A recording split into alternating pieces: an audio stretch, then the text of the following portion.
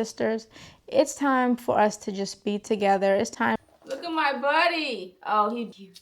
Okay. So today, guys, is December 14th. 13 years ago today, my dad passed away. I was only 65 years old. He had cancer. But my dad smoked for probably about 30 plus years. He quit smoking when he was 30. I remember my sister and I vaguely lighting his cigarettes from him because we started to learn about smoke and to play the videos with the guy's face half gone. So we came home having learned about DARE, and we were like, you need to stop smoking, you need to stop smoking. So we hid all his cigarettes. He used to be so mad. Ended up quitting. You know, things happen when you don't take care of your body. My dad wasn't really into fitness. He ate a lot of red meat.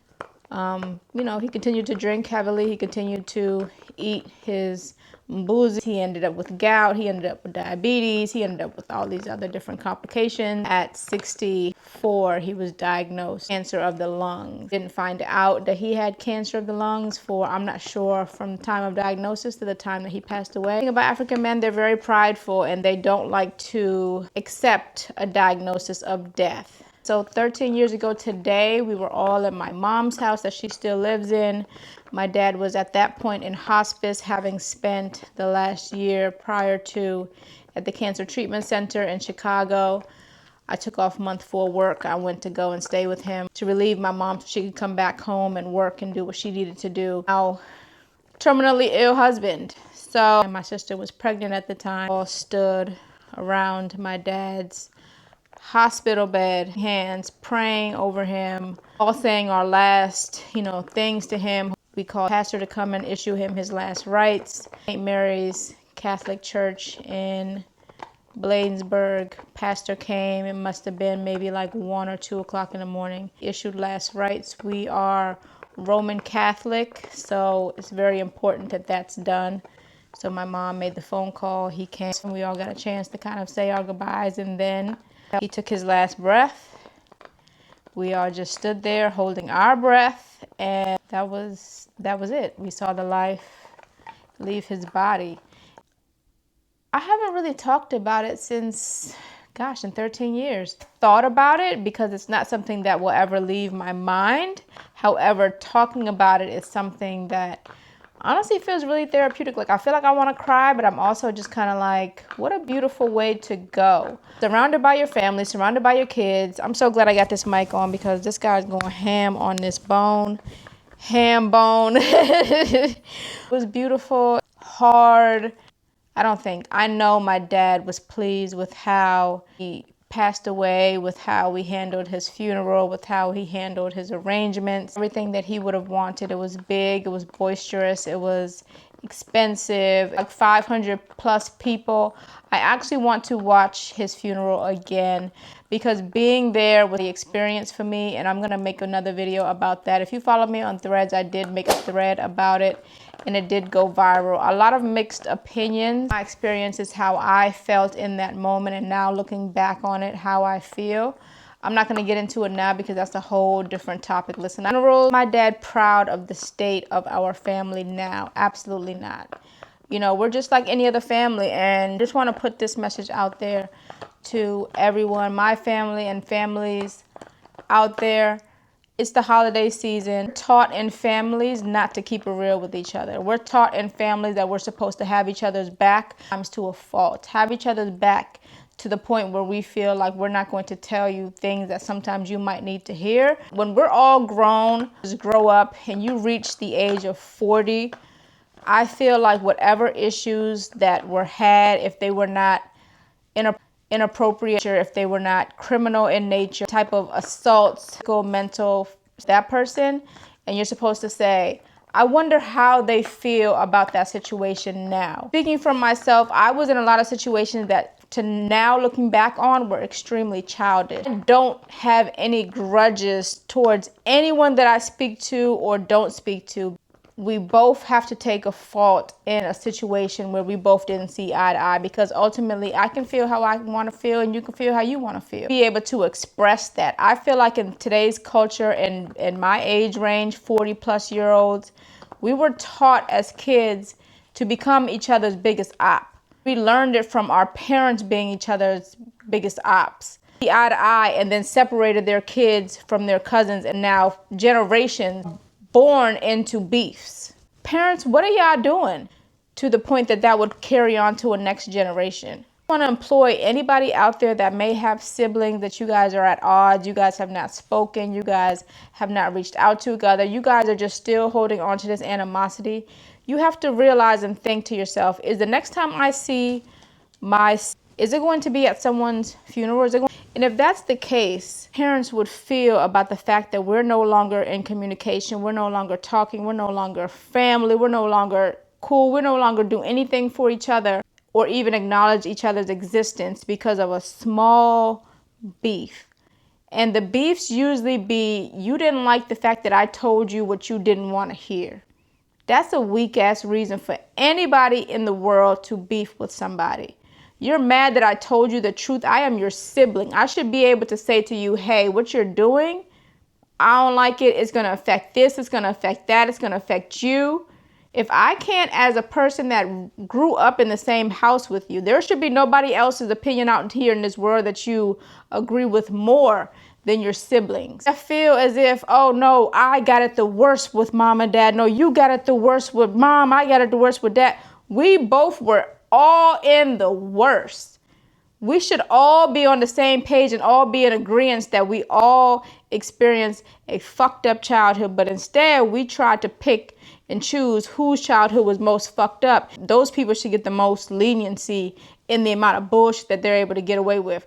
That's weak. That's weak as fuck. Y'all trust these niggas and these bitches that y'all barely even know before you would trust the opinions of your siblings. Stayed in the same house with you.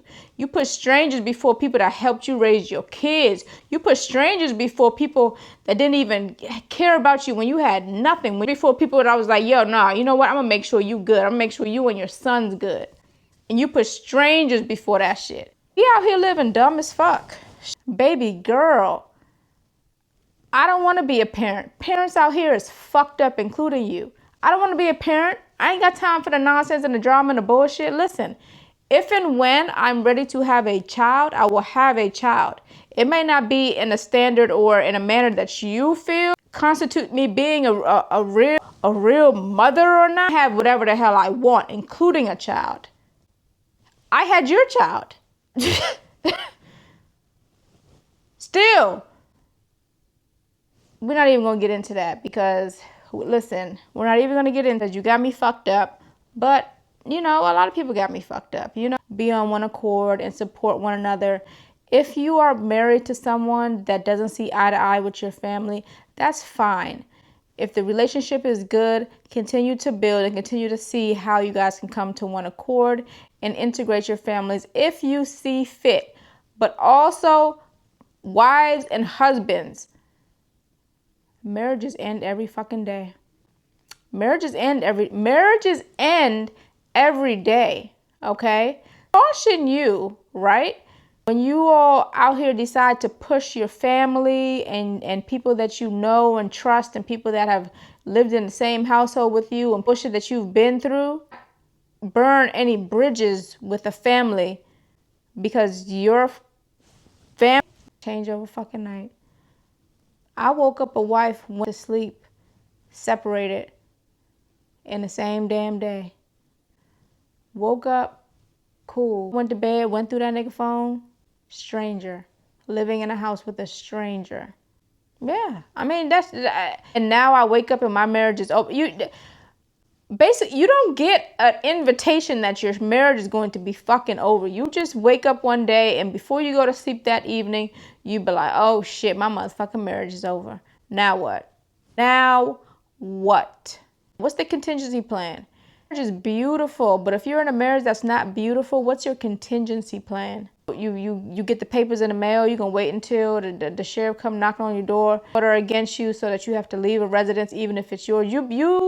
You waiting until the other shoe drops? Come on. Come on. The discussion of divorce isn't talked about enough. The discussion of divorce in African families isn't discussed enough. Let's be honest. I was married for a very long time because I knew that I was going to be a disappointment to be divorced. I know people right now that want to be divorced, but they're not because they are worried about what people are going to say about them getting divorced. However, they're not living in the hell that you're living. They're not living in the hell. They're not waking up every day feeling anxiety and panic and sadness and depression and suicide. They're not waking up in those households. So why the fuck do you care what they think? They're going to think what they think regardless. They talking shit about you regardless. Yeah, they marriage trash. I don't know what the hell they doing. They over there playing shit. I seen him up the street with the girl the other day. Yeah, shit, I heard that he around the whole country with the girlfriend. Oh, she went out of country with the boyfriend. Talking anyway. They're talking anyway about you. They are talking about you. They talked about me and my now ex-husband too. They talked about us like shit. Now ain't nobody got shit to say because we're divorced. Everybody, now nobody got shit to say. Stop worrying about what people are going to say. Once you're living in your truth, they have nothing to talk about anymore. Put what I want to put on the internet. Please believe you have no idea what's really going on. I could have a man in my bed right now. You know what I want you to know. Stop living a life based on trying to save face for people that you don't even really care about and people that don't even really care about you. Are being more forgiving. We are too hypercritical of people because they're not doing what we expect them to do. Nieces bought me this. It's a prayer box. It's full of prayers. I remember some of the, I'm not even gonna lie, I don't remember. Oh, look, it's a ring in here. It's my ex-husband bought me. I think we got this at Ocean City. But I have not read any of these prayers in here. Don't just tell that I was off. And I was going to church with my mom probably about three times a week. Just felt as if I was under an attack that I would never be able to get out of. And I couldn't pinpoint it. I couldn't understand it. So I just immersed myself in prayer and in church and in God. And so my niece bought me this prayer box. And I started writing prayers in here because it says, when your head starts to worry and your mind just can't rest, put your prayers down on paper and let God do the rest. I started writing prayers in here every time I just felt like I need something. I have to relinquish this prayer. I eventually stopped because truthfully, I was mad at God. Things still weren't going my way. I was still confused and I just felt trapped. I'm interested to see what I wrote. Some of these might make me cry, but we'll see. Put the date. So this is May 31st, 2018. Financial woes will be met without issue. Blessings and supernatural turnarounds are coming upon me. That was a good one. Sheesh. Forgive me for my thoughts of death.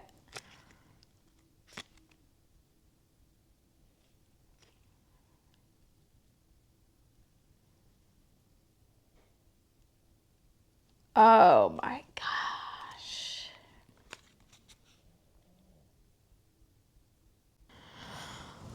Whew. Yeah, yo. Oh my gosh. Okay. Okay. Okay. Okay. Okay. Yeah. Oh shit. Fuck. I don't know if I'm gonna be able to get through all these. Cause that shit right there. Oh God. Okay, this is May 12th, 2018, my niece's birthday. The strength to do what needs to be done despite the pain my heart may face. My Threads account, and you see that I write things. This is similar to that. This is Threads before there was Threads. I used to write my thoughts in here. Treat or something. Ow! Your nails! This is 9-3. God, remove my fear of being alone. Remove my shame of barrenness. Fill me with hope despite what reports show.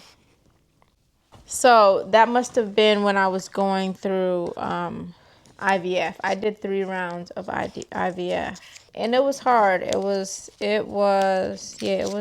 hard for a video about that because this was May 16th, 2018. Pray for peace. I pray that I will be surrounded by loyal, honest people with integrity, people that will honor and respect me. I still pray for that. Don't mind my dog hopping all over my furniture, okay? This is his house. What's your name? Yeah, leave me alone. This ain't nothing to eat. I'm about to put you in a cage. God did that. Ooh, wait, let me start writing it here again.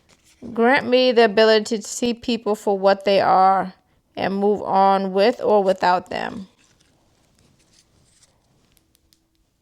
I ate that up. He's tired. That's why. This is how he acts when he wants me to put him to bed.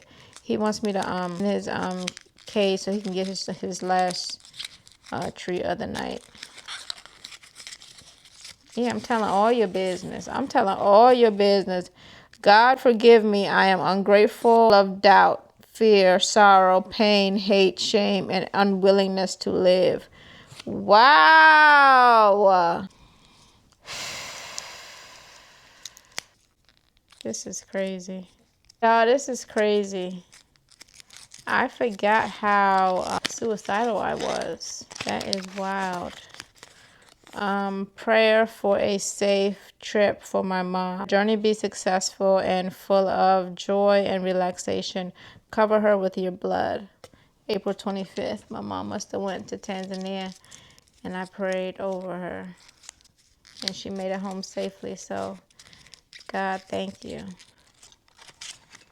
Still got some sheets in here, guys. So I'm going to keep writing these in here because all of these prayers, all of these are answered prayers. All of these are answered prayers, and it's amazing. I'm so thankful. I'm so grateful.